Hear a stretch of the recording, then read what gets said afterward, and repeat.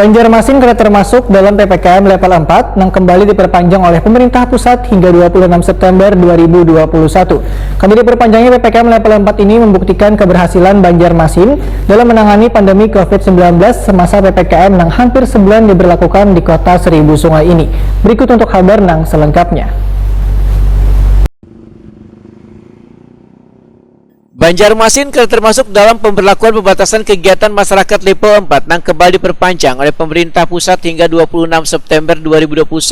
Karena diperpanjangnya PPKM level 4 ini membuktikan keberhasilan Banjarmasin dalam menangani pandemi COVID-19 semasa PPKM yang hampir sebulan diberlakukan di kota Seribu Sungai ini. Wali Kota Banjarmasin Ibnu Sina Wayatakuni Prima TV jelang tengah hari Selasa 14 September 2021 mendahkan pemerintah kota masih menunggu keputusan dari Mendagri terkait penurunan status level Banjarmasin. Masih belum jelasnya penurunan level ini dikhawatirkan berdampak pada berbagai sektor di Banjarmasin.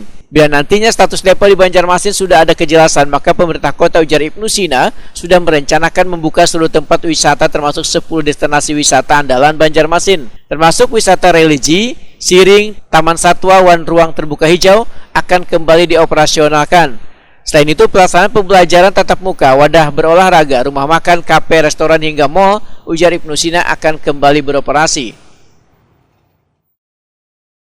Tunggu instruksi Menteri Dalam Negeri, tunggu inmennya, kemudian kita menyesuaikan di ingupnya dan juga di surat edaran wali kota.